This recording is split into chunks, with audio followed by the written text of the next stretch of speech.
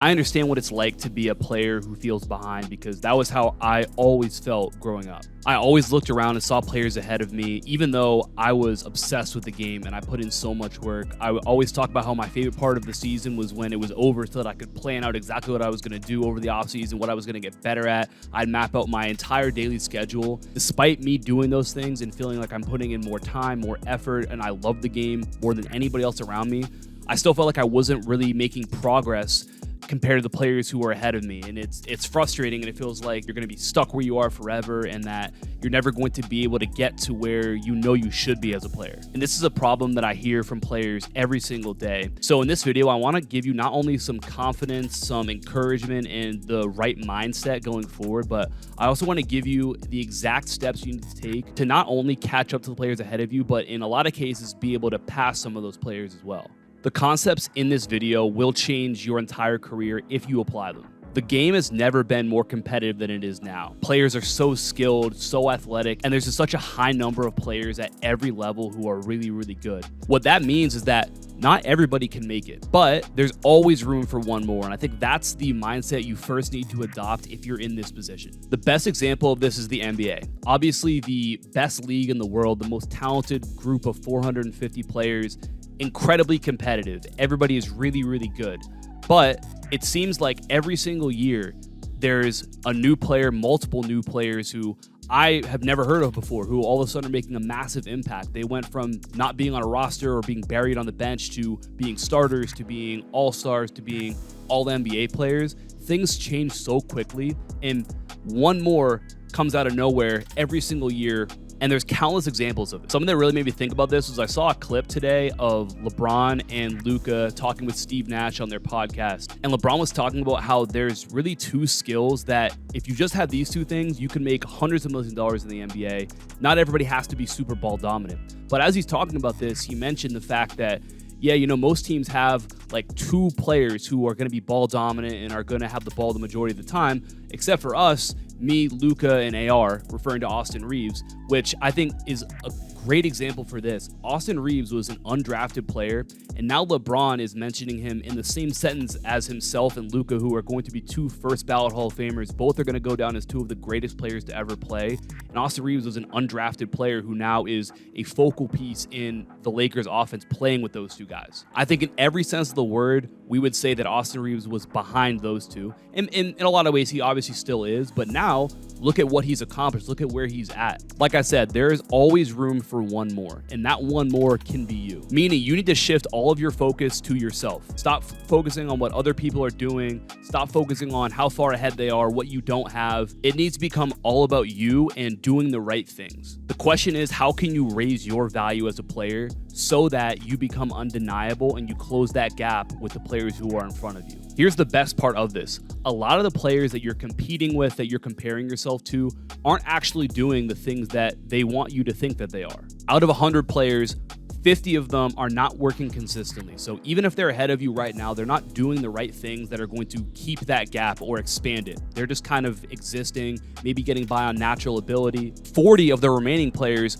aren't training with a real purpose or a real focus, so they're not really improving all that much. And then of those 10 players left who are training consistently and training with a focus, a lot of those players are going to give up before they actually get to their breakthrough. So the real number of players you're competing with isn't actually as high as you think it is. And I guarantee you, if you follow the steps in this video, there's going to be very, very few players out there who are thinking the game the way that you are and who are going to be able to progress at the rate that you will. So the first step is getting really, really clear on how to make yourself a more valuable player. And then the second step is just sticking to that consistently, showing up every single day and doing those things regardless of how things go. You have to develop that resiliency of saying, I'm thinking about a month down the line, 3 months down the line, a year down the line. And if I do the right things that are going to make me more valuable, I'm going to get there if I just stick with it. Like I said, a lot of players just can't do that. So here's the crucial thing with this. Catching up and getting ahead of other players is about focus, and it's about focusing on the high leverage skills. When I say high leverage skills, all that means are the skills that have the biggest impact on the game. You have to think of this like building a house. When you build a house, it all starts with building a really strong foundation. If you build a strong foundation in your house, then you can make the most incredible house. You can have all the most amazing features in it, And that house is going to stay standing. It's going to stay sturdy through storms. It's going to stay sturdy through all sorts of things that could go wrong. Building that foundation allows you to build all the other things on that foundation, which is that house. That makes that foundation, building that, the most high leverage thing you can do when it comes to actually creating that house. It's the same thing as a basketball player. A lot of players struggle to make progress because they haven't focused on building their foundation. They're focusing on putting all the other stuff on top of that foundation that hasn't been solidified. So you get into games and you don't see the results. The stuff you're working on isn't translating. And despite the work you're putting in, it's not actually resulting in you catching up to players who are ahead of you. And a lot of times it's because you're not focusing on the most high leverage areas that are going to allow you to actually do that. Now, this isn't because you don't want to get better. It's because a lot of times building the foundation isn't glamorous. And it's not the stuff that you see all over your social media. It's not the stuff that when you go to a trainer, it's not usually the stuff that you're going to talk about or focus on the most, which is an even better thing for you because it means that the most important things to focus on aren't really a focal point for many players at all, many coaches or trainers at all. And it's another thing that should give you a ton of confidence in terms of your ability to catch up and pass players ahead of you. So let's talk about what these high leverage skills are and how you can develop them. Chances are if you're struggling in this area, it's because you're too much of a generalist, meaning you're okay at a lot of things on the court. Maybe you're pretty good at some things and maybe you're a little worse at other things, but there's nothing that people look at and say, man, that really stands out. And because of that, you probably lack confidence and you definitely lack results, and it's going to be hard for you to catch up to anybody who's ahead of you. This idea of generalist versus specialist is really apparent when we look at like medicine. A general practitioner is going to get paid a lot less than like a heart surgeon, somebody who's a specialist, because there's so much value in being elite in a certain area. So in basketball, you need to focus on becoming a specialist in these high leverage areas. So let's talk about what this is going to look like. So I'm going to talk about the two most high leverage skills, and then I'm going to give you a bonus two at the end. The first high leverage skill is shooting, but this again needs to be very focused and purposeful in terms of what shots actually matter and actually are high leverage. Specifically, you've got to get really good at catch and shoot threes. So off of spot ups, off of extra passes, off of different actions like pin downs and flare screens and hammer screens and staggered screens. Players who can make shots make an unbelievably high impact on the game. And the reason why we refer to these as high leverage areas is because when you make a small improvement in this area, in a high leverage area, it actually leads to a massive result in the game. Think of it like a line of dominoes, and you knock over that first domino. That's like a small thing.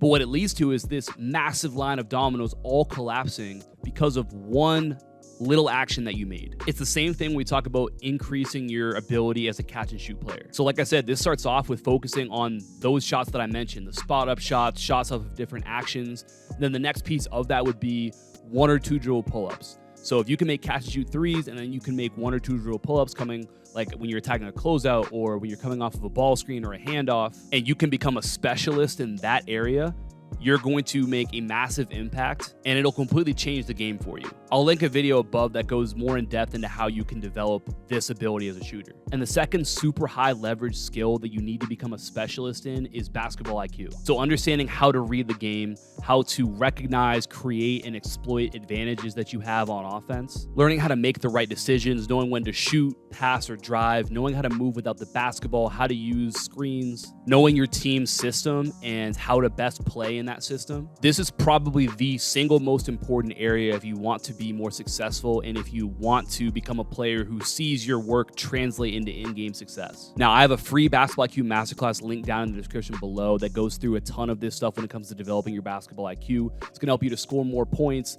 create more for your team, learn how to play the game and how to make a way bigger impact. And like I mentioned with shooting, when you make even a small increase in a high leverage area like basketball IQ, it makes a massive impact on your results. Now, there's 2 other really high leverage areas that if you make even a small increase in those areas are going to make massive results for you in games. The first one is on-court communication, talking, being a leader, being present, becoming another coach on the floor, knowing what everybody else on the court is supposed to be doing, being willing and able to hold other players and yourself accountable. That is such a high leverage skill because not only does it make you a better player and allow you to impact the game more, but it makes everybody else on the court better. So when a coach looks at you, they say, well, if I play him, I play her, not only are they going to make an impact themselves, but them just being there is going to elevate everybody else. That makes you way more valuable. And then the other area is defensive reliability. So obviously, what jumps out is being able to guard on the ball, and that definitely matters. That's really important. You don't want to be a liability on the ball.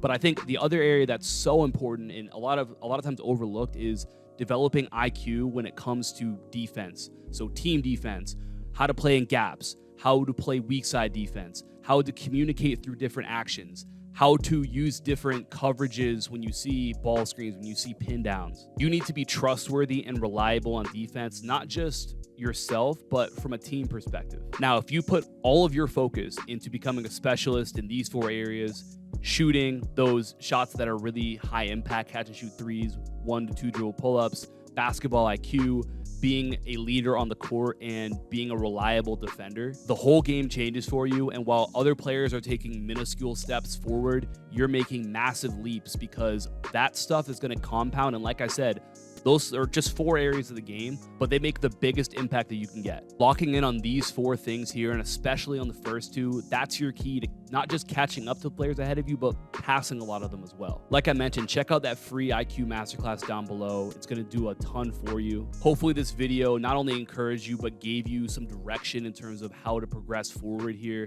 Thank you for watching. Talk soon. Peace.